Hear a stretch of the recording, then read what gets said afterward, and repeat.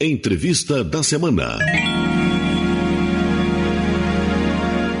Na entrevista da semana, o jornalista Vitor Sabe conversou sobre reprodução assistida com a técnica judiciária auxiliar Franciele Pizeta Secchini, da comarca de Maravilha. Ela é autora de um livro sobre o assunto. Acompanhe a seguir a íntegra da entrevista. Para começar, eu gostaria que você nos explicasse o que é uma reprodução assistida homóloga pós-mortem. Olá, Vitor. Bom, o tema parece bastante complexo e assusta um pouco pelo tamanho de reprodução assistida homóloga pós-mortem.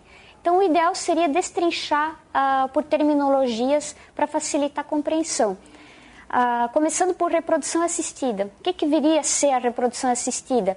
Um conjunto de procedimentos que visa auxiliar na procriação, quando um ou ambos os cônjuges, no caso, teriam algum problema de saúde ou de infertilidade, alguma coisa que dificulta a procriação pelo meio natural. A reprodução assistida, ela tem várias técnicas, ela é classificada de acordo com a origem dos gametas, no caso homóloga ou heteróloga. Aí já vemos reprodução assistida homóloga. Homóloga seria quando é utilizado o gameta masculino e o gameta feminino do casal que realmente vai assumir a paternidade e a maternidade daquela criança.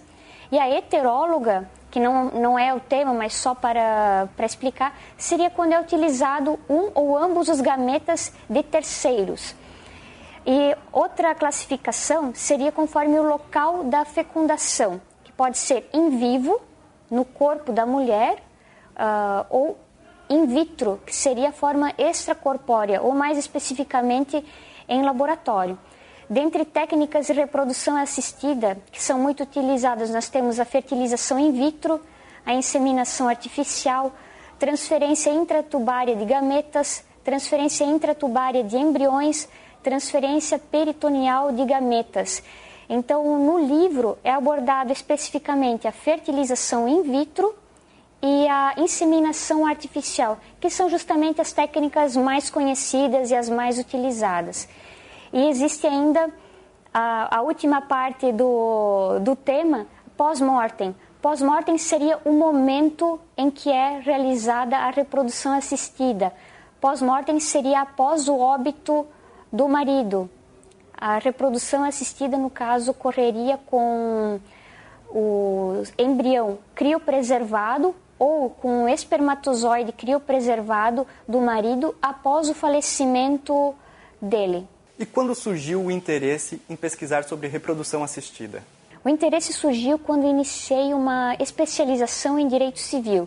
Estudando sobre o tema sucessões, família, direito civil, parte geral, me deparei com o tema e me interessei, comecei a fazer leituras e pesquisas e me encantou especificamente a questão da reprodução assistida.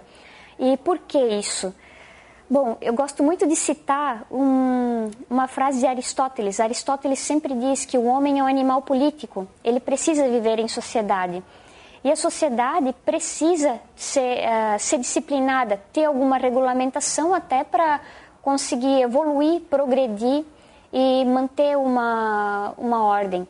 E às vezes acontece do direito não acompanhar todas as evoluções da sociedade. E o direito vem justamente para trazer essa disciplina, para trazer esse regramento e auxiliar a sociedade. As mudanças sociais, biotecnológicas, médicas, acontecem numa velocidade tão rápida que nem sempre o direito consegue acompanhar. E essa questão da reprodução assistida homóloga pós-mortem é uma dessas situações. Todo mundo esperava muito do Código Civil, quando surgiu em 2002, esperando que fosse abordado mais a fundo esse tema. Porém, não foi isso que aconteceu. E pesquisando no Código Civil, vendo as deficiências, a insuficiência do tratamento da matéria, isso me incentivou a pesquisar sobre o tema. E é um tema que envolve vida e morte, que interessa muitas pessoas em geral, não só da área jurídica. O maior exemplo popular são as novelas. Já tivemos novelas sobre barriga de aluguel, sobre a própria reprodução assistida. Então é um tema que envolve o interesse não só da área médica, da área jurídica, mas o interesse popular como um todo. Você poderia nos destacar qual a importância social e jurídica do tema? Com certeza, a importância jurídica envolve a própria necessidade do direito de acompanhar a evolução social, porque cada vez que surge um problema que não existe ou é insuficiente a disciplina legal, acaba gerando um problema para todos os operadores do direito. E como relevância social, existe a própria questão das pessoas, envolve o ser humano, não só o filho que é concebido nessas circunstâncias, mas toda a família envolvida, a mãe, um possível novo marido ou novo companheiro, os herdeiros do outro falecido, terceiras pessoas, como compradores por exemplo, dos imóveis do falecido, depois de ter sido feita a concepção nos moldes da reprodução assistida homóloga pós-mortem. Terceiros ainda indico como a clínica, o médico que fez o procedimento. Então envolve a sociedade como um todo. E ninguém gosta de fazer alguma coisa sem saber o que vai acontecer, de ter aquela insegurança jurídica. A partir do momento que você tem uma disciplina legal, você tem a segurança jurídica e tem confiança para fazer os atos da vida civil em geral. Como é tratada a questão de filiação nos casos de reprodução assistida homóloga pós-mortem? Bom, é uma questão bastante problemática, não tanto quanto a parte do direito sucessório. O Código Civil, infelizmente, peca um pouco nessa questão da presunção da filiação. Existe um artigo que, se for lido à primeira vista, pode-se pensar, não existe nenhum problema. O primeiro problema que eu indico já é que ele fala só em casamento, não fala na união estável. E isso não quer dizer que não seja possível fazer uma reprodução assistida homóloga pós-mortem em caso de união estável. É possível, sim. E tanto pela não discriminação, a interpretação é que se dê o mesmo tratamento para o casamento e para a união estável. Outro detalhe, ele fala na constância do casamento se presume a filiação. Nós sabemos que com a morte ocorre a dissolução do casamento. Então não existe nem mais a constância do casamento. Já criaria ali um pequeno problema terminológico. Outras questões. O próprio Código Civil fala muitas vezes em fecundação artificial homóloga. Diz que é possível presumir a filiação nesses casos. Mas também temos um problema terminológico. Primeiro, porque a fecundação ela é sempre natural, ela não é artificial. A mágica, que eu gosto de dizer, mágica, entre óvulo e espermatozoide, não é artificial. O que é artificial é a intervenção humana para a união dos dois gametas. Seria isso. E não é possível compreender se o legislador quis dizer o que ele quis dizer exatamente com fecundação artificial. Será que ele quis dizer fecundação in vitro? Ou será que ele quis dizer reprodução assistida, envolvendo todas as técnicas que eu mencionei anteriormente? Não existe uma legislação especial também que trata sobre o tema, o que dificulta. Em todos os casos, uma possível solução, não havendo a presunção da filiação pelas normas legais, sempre existe a possibilidade da ação de investigação de paternidade. Então, a criança nascida nessas condições, se tiver algum problema para o reconhecimento da filiação, pode-se utilizar desse mecanismo legal que é a ação de investigação de paternidade. E existe alguma outra problemática sobre os direitos hereditários? Nessa questão dos direitos hereditários, existem mais problemáticas do que a gente pode imaginar. Uma das questões bastante polêmicas seria se essa criança nasce e vier a reclamar os direitos hereditários, qual seria o prazo para reclamar os direitos hereditários? Existem autores que dizem não, essa criança não pode reclamar os direitos hereditários. Existem autores que dizem sim, ela pode reclamar os direitos hereditários no prazo da ação de petição de herança, que seria no prazo de 10 anos. Esse prazo nem consta no Código de Processo Civil especificamente, mas por analogia, por utilização, a interpretação sistemática, se compreende 10 anos.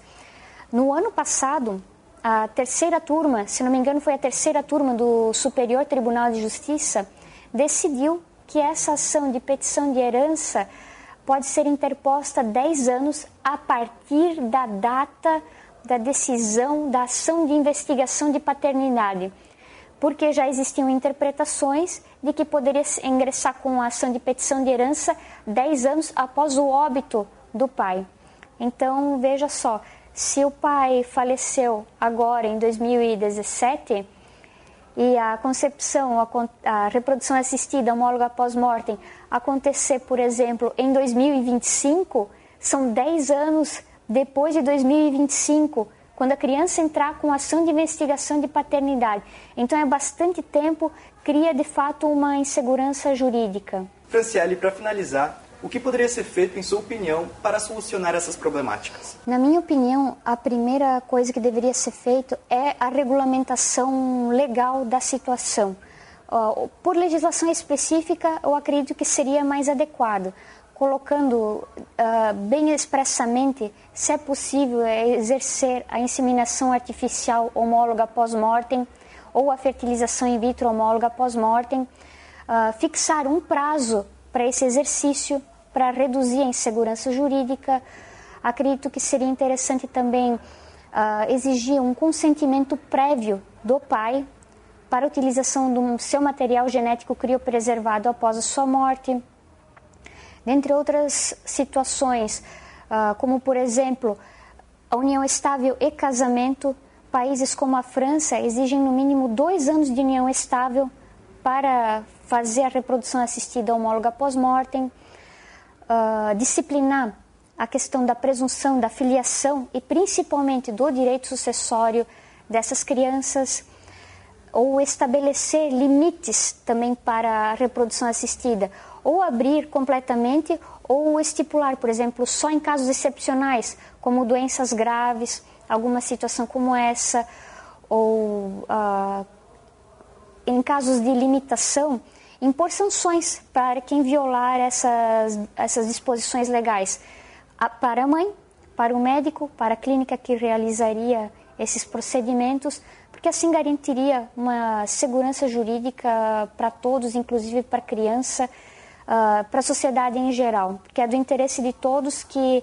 a situação seja regulamentada. E eu acredito que não só nesse tema, como em todos os outros que envolvem questões de deficiência ou insuficiência da disciplina legal, o principal é a identificação do problema.